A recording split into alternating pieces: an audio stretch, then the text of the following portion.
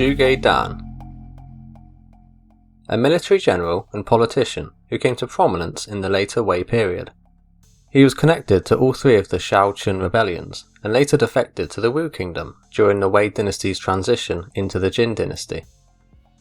He was a cousin of the intellectual Zhuge Liang and his older brother Zhuge Jin, which highlights how this chaotic time pitted friend and family against one another.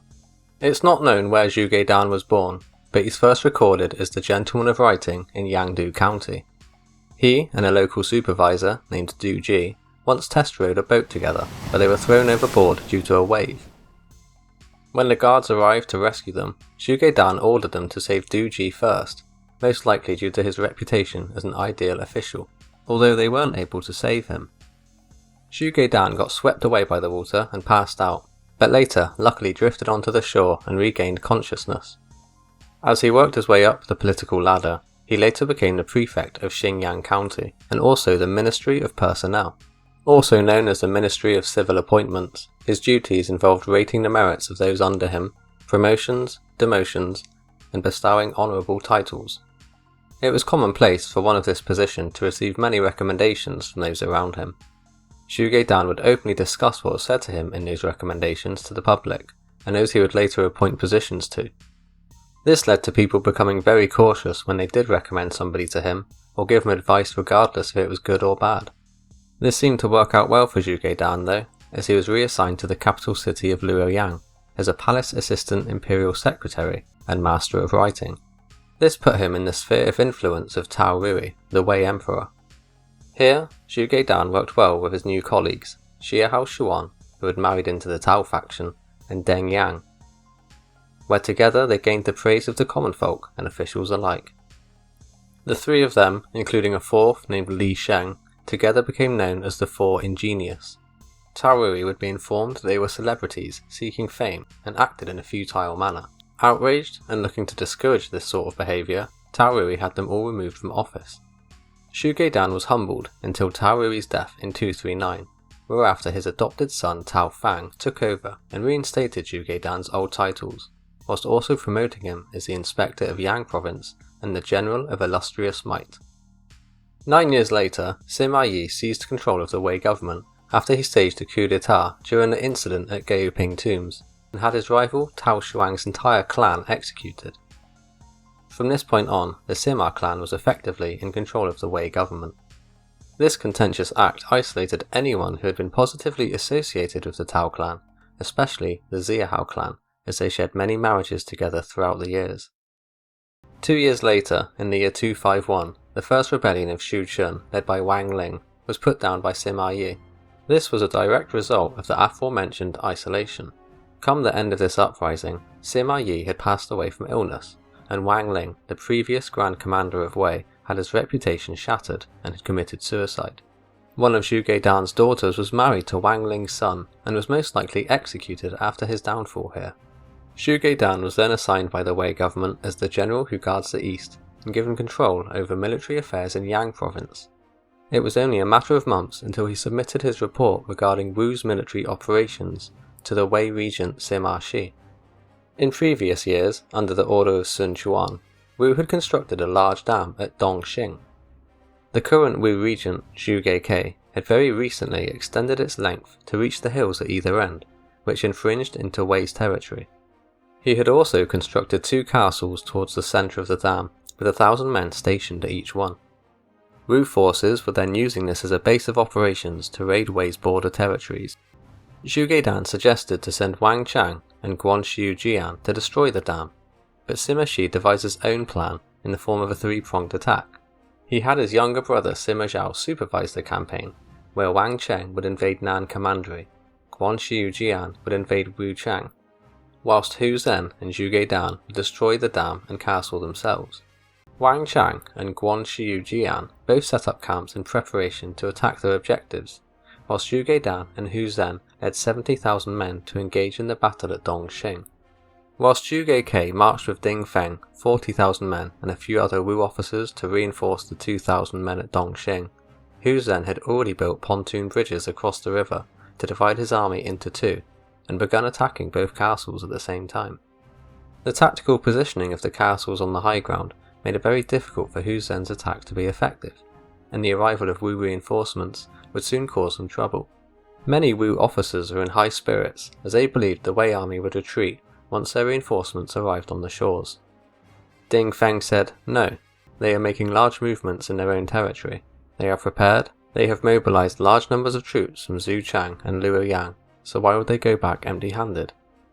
It was winter time when they arrived. Ding Feng, Liu Zan, Liu Ji and Tangzi were put in charge of the vanguard and led the army westward through the mountainous terrain. Progress was slow due to the strong northerly wind and snowfall, so Ding Feng decided to take 3,000 men on a separate route. He knew that if the enemy learned of their position and was able to set up an adequate defence, it would spell disaster for them. It took only 2 days for Ding Feng to navigate through the mountains, where he emerged and took control of the Zhu River embankment. The Wei army was caught off guard during a booze-up, so Ding Feng took the opportunity to engage the enemy even though his numbers were so small. He rallied his men by saying, "Today is the day we claim titles and rewards." He commanded his men to remove their cumbersome armour and helmets, and to replace their longer spears and jis for a sword and shield each. This caused the Wei army to laugh at them, and they didn't take them seriously at all, with many Wei soldiers refusing to prepare for combat. Ding Feng's attack was coordinated and effective. Together, his unit fought as one united force, and they soon destroyed the Wei camp on the front lines. This shocked the Wei army into action, but it was too late by that point. Another unit led by Liu Zhu had emerged from the mountains and joined in with the attack, with even more Wu soldiers well on their way. Panic soon filled the Wei ranks, causing a retreat in a scrambled fashion. Too many tried to flee across the pontoon bridges, which led to many casualties, and eventually caused its collapse, sealing the fate of any who didn't make it across. This epic assault onto the Wei position by Ding Feng led to the death of at least 2 Wei officers, one of which had recently defected to their side.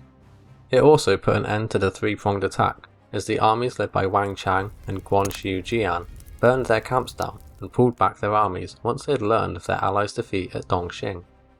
Back at the Wei capital, many called for the removal of titles and punishments to be handed out to the officers involved in this battle.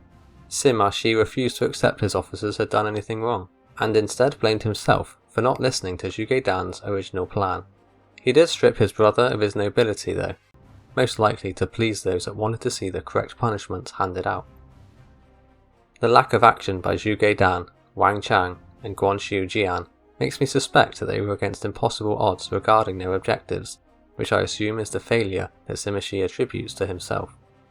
It also makes me curious as to what Zhuge Dan would have done different to take down the forts if he was put in charge of the campaign. In years to come, Guan Jian and Wen Xin grew uneasy under the leadership of the Sima clan. They were both once close of the late Tao Xuanling, and recently, Sima replaced Emperor Tao Fang, who was Tao Zhang's grandson, with Tao Mao, who was Tao Pi's grandson. Guan Jian and Wen Xin looked to start a rebellion, and so asked Zhuge Dan to assist them in recruiting soldiers from Yu province. Zhuge Dan saw that their request to mass levy the people didn't make any sense, and quickly figured out their true intentions. He then executed the messenger sent to him by them, and publicly exposed their plans. Due to this, news of this rebellion spread quickly, where both Wei and Wu mobilized armies to decide who should control Shu Chun. At this point, Sima was suffering from a disorder with his eye, and was still recovering from surgery. He would have preferred his uncle Sima Fu to lead the armies in his stead, but was convinced to go in the end by Wang Su, Fu Gu, and Zhong Hui. Sima led Sima Ban, Deng Ai, Zhuge Dan, Jiang Ban, and Hu Zhen with 100,000 Wei troops, while Sun Liang sent Sun Jun, Liu Zan, and Liu Zhu to lead an unknown amount of Wu soldiers to assist the rebels, but they didn't make it to the battlefield in time. The Wei armies combined their forces as they marched towards Shu Chun, and Sima ordered Wang Ji, the inspector of Jing, to lead troops to capture Nandun before the rebels could do so. The northern region of the Hua River is where most of the rebels' families lived, so Sima halted his army in that area to make those at Shu Chun fear the worst. This ploy tricked a fair amount of rebels to abandon their cause and flee, so Sima repeated this process of halting and resuming his march for a while, which brought him time to send Deng Ai with a very small force to garrison at Yujia, and also build a secret bridge to reinforce him there. Wen Qin was duped into attacking Deng Ai's position, so he sent his son Wen Yang to carry out the order. Unbeknownst to them though, Sima was marching his entire army in the cover of night over the bridge to reinforce Yujia. Wen Yang made no progress in overcoming their position after numerous attempted night raids, and it wasn't until the morning that he realised just how massive the enemy army was and so quickly ordered a retreat. Sima, who was anxiously waiting for Wen Yang to fall back, had irritated his eye throughout the evening to the point that it popped out of its socket, which incapacitated him from here on out. In the morning, Sima Ban gave chase to Wen Yang and completely routed his unit. This Wei victory massively lowered the morale of some 100,000 people of Shu Chun, rebel and civilian alike, as they feared that they would be executed, and instead most of them followed Wen Qin's actions and fled south to seek refuge at Wu. Others fled to the countryside, like Quan Shu Jian, and the remaining rebels who disbanded and went their own ways. He was eventually murdered shortly after this by a civilian. At the same time, Zhuge Dan led the armies to seize control of the Hua River region. This was done quickly and effectively enough to force the Wu army into retreat from their position at Dongxing, as there was no viable option for a successful attack. As they retreated, Zhuge Dan mobilized a pursuit force led by Jiang Ban, who killed many Wu soldiers and one of their noted officers, Liu Zan. The aftermath of the second rebellion of Shu Chun led to the death of Sima, who was still young and with no heirs, so his brother Sima Zhao succeeded him. Zhuge Dan was then appointed as the senior general who guards the east, with power that matched that of one of the three excellencies, and was ordered to oversee military affairs in Yang province. Despite his promotion and honours, Zhuge Dan still felt uneasy. Witnessing the downfall of Xuanling and Guangxu Jian recently, along with the executions of his old friends Xiahao Xuan and Deng Yang back at the capital, made him worry that his days were numbered under Sima rule. The first step Zhuge Dan took was to hire some 1,000 bodyguards from the area. He pardoned many dangerous criminals to employ their talents. He then went around looking to increase his popularity among the people, mainly through charitable donations or bribes. In the year 256, an opportunity presented itself to Zhuge Dan in the form of Wu forces planning to attack the Hua River region. He wrote to the capital, asking for 100,000 troops to build up defences in preparation for an invasion. Zhuge Dan was right about his fears, as Sima Zhao did indeed look to eliminate the last loyalists to Tao Wei, and so took advice from Jia Chong, who said they should keep a close eye on generals who control the important strategic locations and assess their loyalty. Sima Zhao strongly agreed with this, and thought Jia Chong best see to it personally. When Jia Chong arrived at Shu Chun, he told and asked Zhuge Dan, "Many wise men in Luoyang hope to see the emperor abdicate in favour of a better ruler." Zhuge Dan replied sternly, "Aren't you Inspector Jia's son? The state has treated your family generously for generations. How can you betray the state and let it fall into the hands of others? I can't stand this. If there is trouble in Luoyang, I will die for the state." Jia Chong didn't say anything and left. When he got back to the capital, he reported, "Zhuge Dan has high prestige and popularity in Yang province. If you summon him here and he doesn't obey, it's a small problem, but if you don't summon him, it will become a big problem." Sima Zhao followed Jia Chong's advice to force Zhuge Dan to repel by sending an imperial decree to him to become the Minister of Works at the capital. As planned, this obvious attempt to remove him from power in Shu Chun scared Zhuge Dan into refusing the decree. He became paranoid that his immediate superior, Yue Lin, the inspector of Yang province, was colluding with Sima Zhao against him. So he led 100 men to the offices of Yue Jin's son, Yue Lin, but was not allowed through its closed gates by the guards. Zhuge Dan shouted at the guards, as the last time he was here at this building, they were subordinates under him. Eventually, he managed to barge his way through and led his men to kill Yue Lin. There is an alternate account of this event from the Wei Mo Zhuan, which the historian Pei Songzhi regards as false due to the way it describes Zhuge Dan's behaviour. It claims that Zhuge Dan received the edict, ignored it, and then held a party outside of Shu Chun city with 700 men. Upon hearing of this, Yue Lin then shut the city gates on him, which Zhuge Dan then ordered to be opened back up, whereafter he led his men to set fire to the inspector's office, killing Yue Lin in the process. It's then claimed that Zhuge Dan wrote to the capital explaining that he had found evidence that Yue Lin was working with Wu, and that's why he had him executed. After Yue Lin was killed, Zhuge Dan took command of his 40 to 50,000 troops at Yang province. These were then added to the other 100,000 troops that were operating under Zhuge Dan within the Tongjian system. He pulled them from their duties and stockpiled around a year's worth of supplies, but could also self-sustain himself indefinitely with these numbers, so was in a fairly strong position. He then ordered his chief clerk to escort his son Zhuge Dan as a hostage to the Wu capital to declare their joint surrender to Wu in exchange for their assistance. The Wu regent, Chen, was overjoyed at this and bestowed many titles onto Zhuge Dan before departing with Ding Fang, Xuanling, Duan, Tongjian, Xu and 30,000 troops to assist. Wen Qin, Wen Yang and Wen Hu were also secretly sent by Sun Chen to go and assist as well. Zhuge Dan's forces now numbered around 150,000, with 30,000 Wu troops on their way.